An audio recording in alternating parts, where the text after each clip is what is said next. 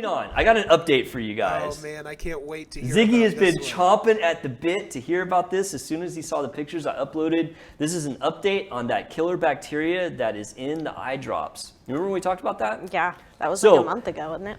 It was like a month or 6 weeks ago that we did that segment. And the reason I did is because the CDC released this like little warning about it. And at that point, I think they'd had like one death and maybe like 1 or 2 people have gone blind. Things are getting out of hand. Now we had 2 more deaths in the past month, and we had about 10 more people lose their vision because of this bacteria that's contaminating eye drops. Yeah, crazy stuff, right? So this bacteria is Pseudomonas aeruginosa. I talked a little bit about last time. This is a nasty, nasty bug, okay? When I'm in the hospital and people are on contact precautions, meaning that you have to gown up in these plastic gowns to go in the room, if they have like staph, I'm always like, oh, why are we gowning up? We all have staph. This is so stupid. But if they have Pseudomonas, I'm putting like 4 of those things on because I do not want to get this stuff. It is bad. In fact, I have some data for you guys. Like Pseudomonas aeruginosa, CDC reported 32,000 infections of Pseudomonas in the past year, okay? Deaths, 2,700. That's 8% death rate if you get this bacteria and it gets into an infection. Have they like discontinued that? Yes, but the problem is people buy eye drops. I have eye drops sitting in my house that are like 2 years old. I mean, they discontinued them, but like there's so many were bought. And so I want to tell you guys the brand. This is Ezra Care Artificial Tears. I got a picture, Ziggy, right there. That's the main one. The other one is Delsum Pharma's Artificial Tears. They both come out of India, I guess because it's cheap to make stuff there. And oddly enough, India has a very high rate of Pseudomonas. Where does that bacteria thrive? In moist environments and soil. That's like the common place. It's not common really for I feel like that's like common for any bacteria. I feel like there has to be something for. I mean, I'll let Moisture, I think, is the biggest thing. I'll right? let that slide. Yeah, that's probably pretty accurate. But that's what they always say about Pseudomonas, like moist environments and like soil. It's like you don't see it in humans very often. Like it's not super common. And that's one of the reasons that it's so harmful is like, so Staph aureus, which is the bacteria that's all over us. I mean, you know, we get staph infections, not a big deal. You get Pseudomonas, it's pretty bad. And also Pseudomonas tends to be resistant to drugs. Yeah. And that's why this one is so bad, because this Pseudomonas that's in this eye drop is like resistant to almost everything. It's what we call an MDRO, multi-drug resistant organism. This stuff is bad stuff. Like it's not like Ebola, but like this is something you do not want. So if you have friends that have, that wear contacts or use eye drops, man, drop their name in this video or share it to them. Make sure that they're not using that Ezra Care, because there are, I think, 16 total states that this has been isolated in from these eye drops. I'll just throw all of them away.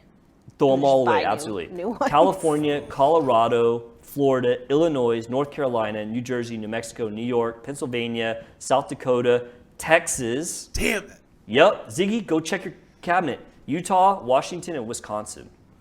So if you know someone, or you or someone you know lives in those states, if they wear contacts, they use eye drops, let them know about this, because like people are dying from sepsis and people are losing their eyes from this infection. And so the last thing I want to do is I want to talk about the symptoms. Now, a lot of this is pretty, self-explanatory. The bottom line is if you have any symptoms of your eyes, you probably should seek out a doctor, because you don't want to lose your vision. But the symptoms of these infections include eye pain, eye and eyelid redness, decreased or blurry vision, discharge, and that discharge should be clear, it could be yellow, it could be green, feeling like you have something in your eye. Have you ever had that where you're like, oh man, I feel like there's something in my eye? And then lastly is photosensitivity. And I want to throw up some pictures now. There's a warning here. Hold on, Ziggy, don't go throwing them up. Oh yeah, no. If you weren't gonna give a warning, I was gonna. Okay, these pictures, if you get grossed out, they're just pictures of eyes, okay? They're not like hanging out or anything, but they're pictures of infected eyes. These are actually the patients. These pictures came from the CDC. I'm scared. And we're gonna show them right now, so if you're squeamish, just look away. All right, throw one up, first one, yeah. So that left is the keratitis. They look like zombie eyes. I know, right? Well, part of it too is they got the light shining there. So the picture on the left is the infection as it was happening. Look at that eye, man, that's crazy. That's like pus inside of their eye. Probably so, yeah, you can get pus. Because your eyes are hollow, like aren't they like hollow or something? Yeah, they have fluid in them, yeah. Yeah. Yeah, that probably is pus, yeah. And then on the right, that's afterwards, and that guy went blind. Like this guy's blind now from that. And then show up the next one. So the next one is like the infection. Oh my goodness. goodness. Yeah, look at that. And then on the right is like using a Woods lamp or like a UV light to like check out the cornea. But man, that is some nasty stuff. You do not want to get this stuff. Like, I'm so glad that I got to run this show today because now I have a new fear. I gave Ziggy a whatever new that phobia. is. So it's like pseudo-ocular infectious phobia.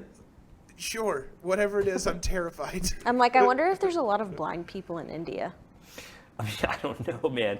I think India is kind of still like the Wild West over there with like the bacteria and stuff. I'm not. Don't they still have the plague over there in India?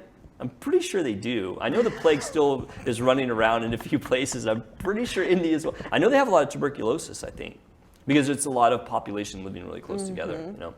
Okay, last thing I want to talk about on this segment is sepsis. So the people that die don't die because their eye explodes or anything like that. They die of sepsis. Sepsis is when bacteria starts in one area and it gets into your bloodstream. And this is a really, really bad thing because when bacteria gets into your bloodstream, if your body can't keep it in check or you can't get the antibiotics, like your body starts to shut down and you go into multi-system organ failure where your heart stops working, your lungs stop working, your blood doesn't flow as well. I mean, all these things are really bad for your well-being. And I have a little bit of data for you. In the United States, they say that every year 1.5 million people get sepsis. Of that, give me a guess on how many of those people die. 1.5 million, if they get sepsis, how many die? Sarah, sorry to put you on the spot, but 60%. How much? 60%. That's a little high. Ziggy? I'm going to say, what, 30%? So like 300,000? Pretty close, buddy. 250,000. Now, I would say that actually, I would say that number of 1.5 million is probably a little bit inflated. And the reason I say that is in the hospital, they have very loose criteria of who has sepsis. And I see people that really don't have sepsis get labeled as sepsis because they're being overly cautious, which is a good thing. So I would say that 1.5 million is probably a little high, which means that the mortality rate is actually a little bit higher. Yeah. You know, so I want to talk about sepsis as far as the symptoms, because if you get sepsis, the most important thing is to get treatment. And I have seen people get sepsis and not realize it and be in their house, and they come in and it's too late. So with sepsis, big thing, fever, you're running high fevers, at least, you know, be aware that you might have an infection that's serious. Tachycardia, which is your heart rate being really fast. That's like kind of one of the more telltale things with sepsis, because we get fever and that'll give you a little bit of a heart rate, but when you get septic, like your heart rate really starts beating, because what happens is your blood vessels start to relax and it's harder for your heart to keep everything perfused and your heart starts beating faster. Other things are like clammy or cold skin. Chills is another one.